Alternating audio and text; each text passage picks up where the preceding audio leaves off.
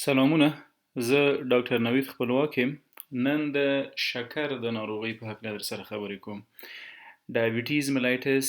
یا د شکر ناروغي یا د شوګر ناروغي کله چې د وینې په جریان کې د اوږدې مودې لپاره ګلوکوز یا قندي مواد یا خواږه زیات شي، دې ته وایي د شکر ناروغي. راځو څنګه یو انسان په شکر مبتلا کیږي او په وینه کې د ګلوکوز مقدار څنګه جګیږي. فود یا خواړه خورو، دا خواړه باید له ژولو او تیرولو راځي معدې ته، معده کې د هضم د پروسې نه وروسته بالاخره دا خواړه راځي وړو کولمو ته. د وړو کولمو د هضم د جذب نه وروسته قندي مواد بالاخره چې نن پې غږیږو د وینې جریان ته راننوځي، یعنی ګلوکوز راغله او د وینې جریان ته جذب شو. کله چې د وینې په جریان کې د ګلوکوز مقدار زیات شو، اتومات د وجود یوه بله ډیره مهمه غده چې د پنکریاس په نامه یادیږي، دا د پنکریاس غده ده، یا پانقراس چې ورته وایي، پنکریاس ګلند.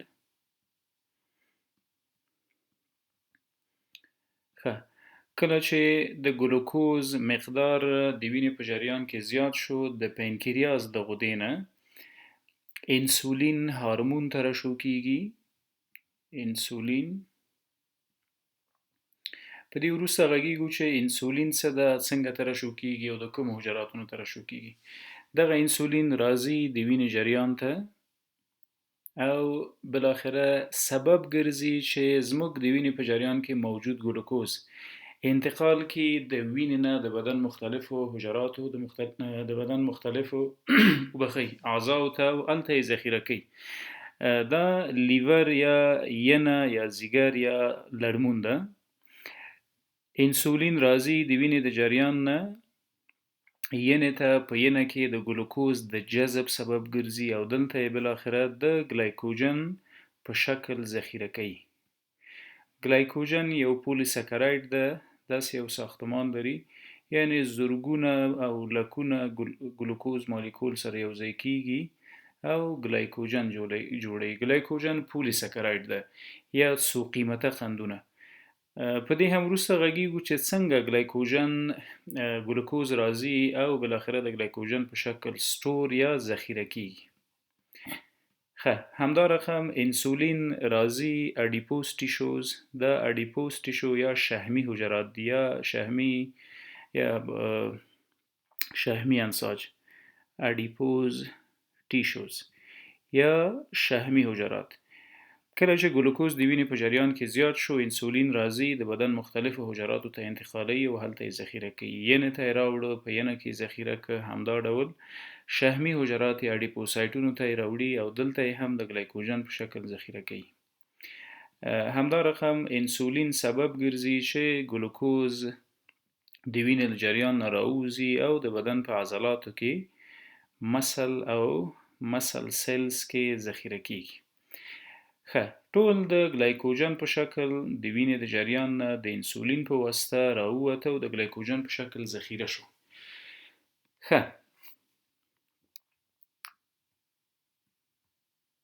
د پنکریاس دوه فعاله یونټونه دي، یو ته اګزوکراین پنکریاس وایي، اګزوکراین، او بل فعال یونټ ته اندوکراین پنکریاس وایي. یعنی زموږ د پنکریاس غده د وظیفې د لحاظه په دوو مختلفو برخو ویشل شوې ده. یو ته وایي اګزوکراین پنکریاس، بل ته وایي اندوکراین پنکریاس. د اګزوکراین پنکریاس وظیفه څه ده؟ دا ډایجسټیو پنکریاټیک جوس جوړوي.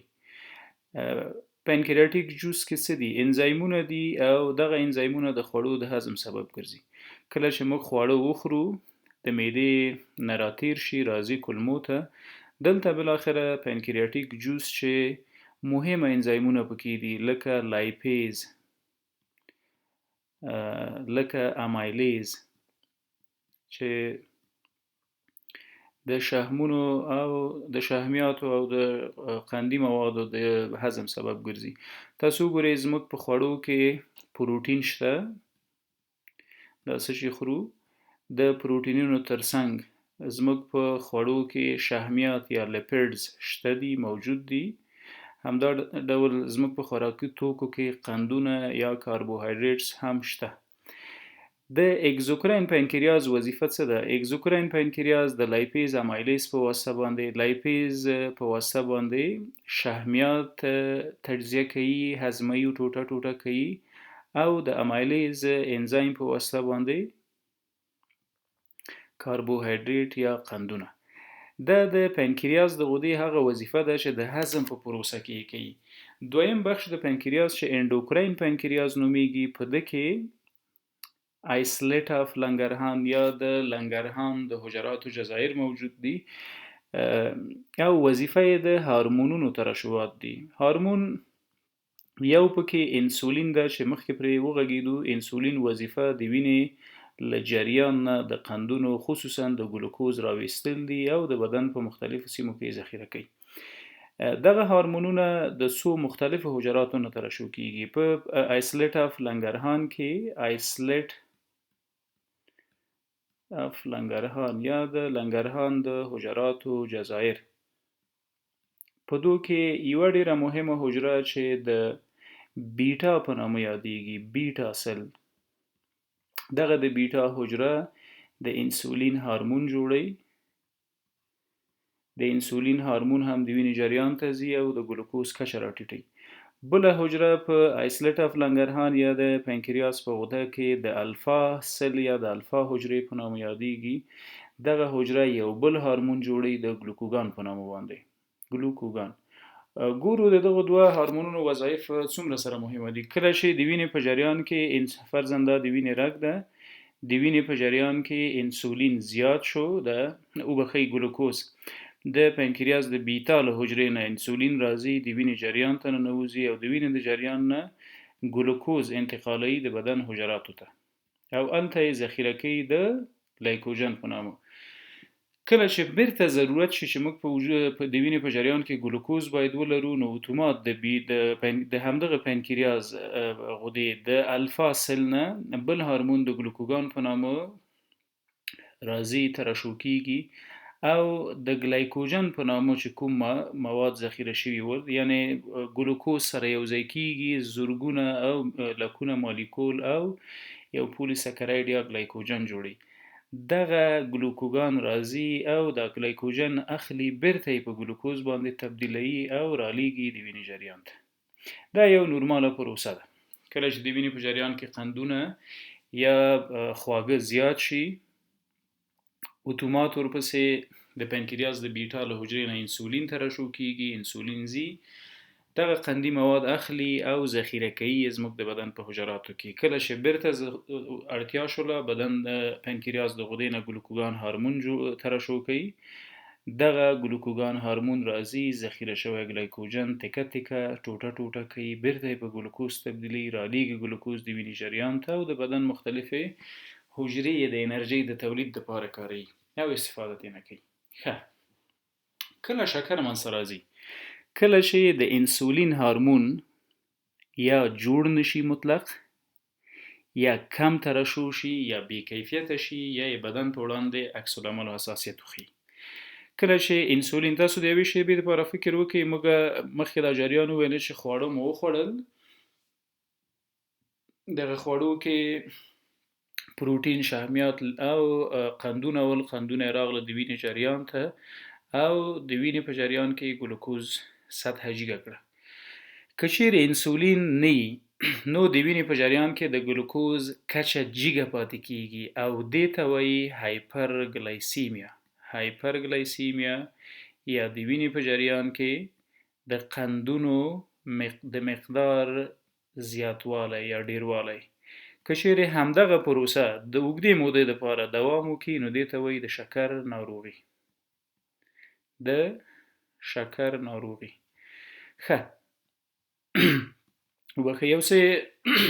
وبخښئ یو څه نور هم واضح کوو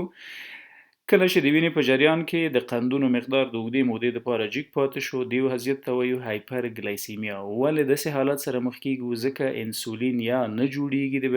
بیټا سل په واسطه، یا کم جوړیږي، یا بې کیفیته ده. راځو کله او کم وضعیت ته هایپرګلایسیمیا ویل کیږي. ګوري د شکر ناروغي کله ناروغ د ګلوکوز سطحه په کوم وضعیت کې باید وي چې موږ ورته وایو ناروغي، یا د ګلوکوز د سطح لوړوالی، جګوالی، یا د شکر د ناروغۍ مصداق نسبت د ګلوکوز کوم مقدار ته کیږي. کله چې ډوډۍ وخورو د شکر ریډینګز یو ډول وي، کله چې نهار وو بل ډول وي. فرضاً که موږ سهار وخته د خوبه راجګیږو او په نهار خپل شکر ګورو، فاسټینګ بلډ شوګر ګورو یا FBS، یا په نهار خپل شکر ګورو، نو له 80 ملي ګرام پر ډیسی لیتر نه تر 100 الا 110 ملي ګرام پر ډیسی لیتر پورې دا نورمال مقدار ده. یعنی که موږ سهار د خوبه راجګیږو د خپل شکر ګورو د 80 نه الا 110 پورې نورمال ده په نهاره باندې. که چیرې موږ زو او د خپل د ګلوکوز مقدار ګورو په مړه خېټه، یعنی ډوډۍ مو وخوړله، د ډوډۍ نه 2 ساعته بعد موږ د خپل د ګلوکوز مقدار په وینه کې ګورو، دته پوست پرنډایل لیول هم وایي. پوست پرنډایل یا بعد له خوړو موږ خواړه وخوړل، په هغه کې یو څه خواږه او ګلوکوز هم موجود و، که 2 ساعته بعد خپل شکر وګورو د 140 ملي ګرام پر ډیسی لیتر نورمال حالت ده. که همداسې وخت تیریږي 2 ساعته بعد، 3 ساعته بعد، 4 ساعته بعد، بالاخره د 140 نه واخله تر 200 ملي ګرامه پر ډیسی لیتر د ګلوکوز مقدار د وینې په جریان کې نورمال ده. که چیرې د ګلوکوز مقدار له 200 نه زیاتیږي دې وضعیت ته وایي ډایبیټیز ملیټس یا د شکر مبتلا وضعیت. که چیرې په نهاره باندې زموږ شکر د 110 نه واخله تر 126 ملي ګرامه پر ډیسی لیتر وي، نو موږ په پری ډایبیټیک وضعیت کې یو، یعنی د شکر په خطر کې یو. موږ تدابیر ونه نیسو د معالجې، نو ممکن په شکر مبتلا شو. که چیرې د وینې په جریان کې د ګلوکوز مقدار FBS له 126 نه زیاتیږي، 126 ملي ګرامه پر ډیسی لیتر نه، زموږ د ګلوکوز مقدار د وینې په جریان کې زیاتو، نو متاسفانه په شکر باندې مبتلا شوي یو. راځو یو څه د ذخیرې موضوع هم واضح کوو. ممکن سوال پیدا شوی وي چې څنګه انسولین کولی شي په لړمون کې یا په ځیګر کې، همدارقم په شحمي حجراتو کې یا د بدن په مختلفو نورو عضلاتو او عضلاتي حجراتو کې ګلوکوز ذخیره کې او څه ډول بالاخره ذخیره کوي. ګورئ که موږ د ینه یا ځیګر راواخلو او په یو ټوټه په مایکروسکوپ کې وګورو، نو داسې حجرات لري، هیپاټوسایټ داسې شکل لري، تقریبا هیپاټوسایټس، یا د هغه حجرات چې زموږ ینه یې جوړه کړې ده. هره حجره خپله هسته لري. د حجرې دا دیوال که واخلو او د ځای کې یو څه غټ رسم کو، نو شاید په موضوع بهتره پوه شو. دا زموږ د هیپاټوسایټ یا د حجرې دیوال ده. دا د حجرې داخلي برخه ده، داخل د حجرې، او دا هم د حجرې بیرونی برخه ده. کله چې موږ د حجرې په دیوال کې د انسولین لپاره ریسپټرز یا آخذې لرو، همدا رقم د مختلفو موادو لپاره زموږ په حجراتو کې آخذې موجود دي. لومړی باید هغه آخذو ته لاړ شي، ورسره وصل شي او بیا د بدن داخل حجرې ته راځي. کله چې انسولین د وینې جریان ته راشي، د وینې د جریان نه اتومات ځان را رسوي چیرته؟ د هغه حجراتو ته چې هلته باید ګلوکوز ذخیره کړي. خپل انسولین د وینې د جریان نه راځي او دغه آخذو سره یوځای کیږي. دا کوم دي؟ دا د انسولین ریسپټرز دي، انسولین ریسپټرز یا د انسولین آخذې. نو زموږ انسولین راغی د دې ریسپټرونو سره یو ځای شو کله چې د حجرې داخل ته راننوځي حجره تنبیه کوي د څه دپاره چې خپل د ګلوکوز ټولې دروازې وازې کړي یعنی ټول هغه ریسپټرونه یا آخذې چې د حجرې په ممبرین یا په پرده کې یا په دیوال کې موجود وي دا ټول وازی او ټول بالاخره د وینې د جریان نه د انسولین په فرمایش باندې ګلوکوز را اخلي را انتقالوي او ذخیره کوي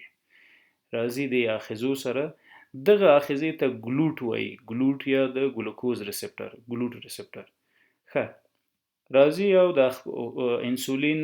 سبب وګرځیده چې هر حجره خصوصا دغه د زموږ د ینې حجرات یا هپاټوسایټس یا دغه حجرات د انسولین د وجې د ګلوکوز دروازې پرانیستل کیږي او ګلوکوز د وینې د جریان نه راځي زموږ د بدن په حجراتو کې ذخیره کیږي د څه شي په شکل د پولیساکراید چې ګلایکوجن نومیږي ګلایکوجن درست دا ګلایکوجن ښه د ذخیرې ترڅنګ زموږ د بدن حجرات کله چې هم د انرژۍ دپاره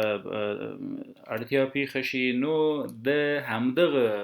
ګلوکوز نه استفاده کوي او دا ګلوکوز اخلي په ساربیټولو فرکتوزو په مختلفو ساده قیمتونو قندونو تبدیلوي او دا بالاخره د حجرې په اورګانیلیز یا مایټوکونډریا کې د انرژي تولید کوي دغه انرژي د ای ټي پی په شکل باندې تولیدیږي ای ټي پی یا اډینوسین ټرای فاسفیټ دا مو د شکر په هکله ابتدایي بحث و په راروانو ورځو کې به د خیره د شکر په ډولونو باندې وغږیږو موږ دوه ډوله شکر لرو ټایپ 1 ډایبیټیز ټایپ 2 او همداسې به د شکر موضوع ته تر معالجې او د شکر تر کامپلیکیشنز یا غبد او عوارض پورې خبرې وکړو مننه